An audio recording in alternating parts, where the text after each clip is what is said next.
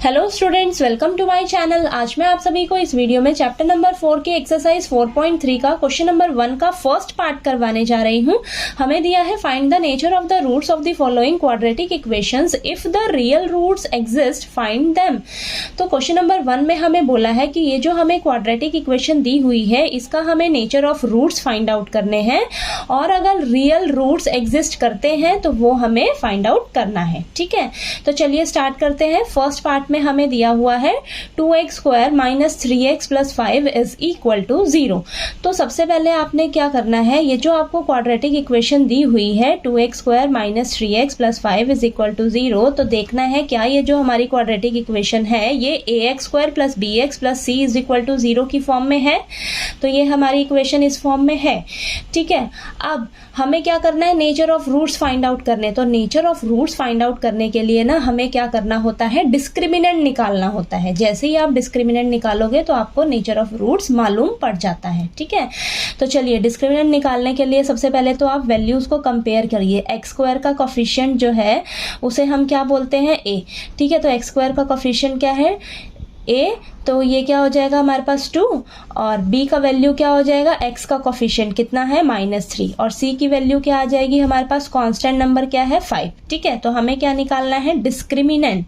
ठीक है, डिस्क्रिमिनेंट यानी कि डी फाइंड आउट करना है। अब डी का जो भी वैल्यू आएगा उस पे हमारा नेचर ऑफ रूट जो है डिपेंड करेगा। ठीक है, तो डी का फॉर्मूला क्या होता है डिस्क्रिमिनेंट का, बी स्क्वायर माइनस 4ac।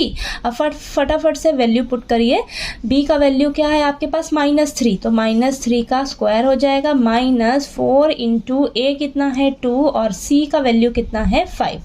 ठीक है, तो यहाँ पर आ जाएगा आपके पास -3 का स्क्वायर 9 आ जाएगा और ये -4 2 ज़ा 8 8 5 ज़ा हो जाएगा 40।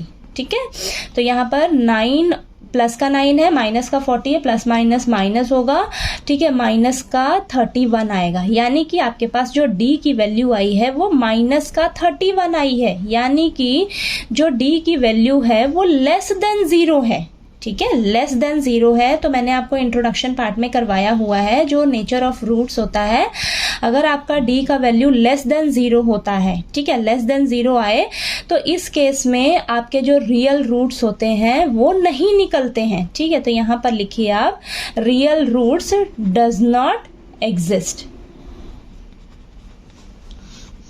ठीक है, अगर आपकी d की वैल्यू ग्रेटर देन 0 आती है, ठीक है, तो उस केस में आपके जो रियल रूट्स होंगे वो डिफरेंट, 2 निकलेंगे लेकिन डिफरेंट निकलेंगे। ठीक है, और अगर आपकी d की वैल्यू इक्वल टू 0 आती है तो रियल रूट्स एग्जिस्ट करेंगे और उस केस में आपके इक्वल रियल रूट्स निकलते हैं। ठीक है, और अगर d का वैल्यू लेस देन 0 होता है तो उस केस में आपके पास रियल रूट्स एग्जिस्ट करते ही नहीं हैं। ठीक है, नहीं करेंगे तो यहाँ पर आप लिख लीजिए, hence the given equation has no real roots। ठीक है, no real roots। ठीक है, तो क्वेश्चन में आपको आगे बोला भी हुआ है कि अगर रियल रूट्स एग्जिस्ट करते हैं तो फाइंड आउट करिए। यहाँ तो रियल रूट्स एग्जिस्ट करेंगे ही नहीं। ठीक है, क्योंकि आपका डी का वैल्यू लेस देन 0 आ रहा है, नहीं एग्जिस्ट कर रहे हैं, तो इस इक्वेशन के रियल रूट्स नहीं निकलेंगे। ठीक है, तो आपको ये क्वेश्चन नंबर फर्स्ट पार्ट जो है वो अच्छे से क्लियर हो गया होगा। कहीं कोई डाउट आया आपको क्वेश्चन में तो प्लीज आप कमेंट करके पूछेगा। वीडियो अच्छा लगे तो प्लीज लाइक कीजिए, शेयर कीजिए और ज्यादा से ज्यादा सब्सक्राइब कीजिए। इसका सेकंड पार्ट हम नेक्स्ट वीडियो में करते हैं। ठीक है।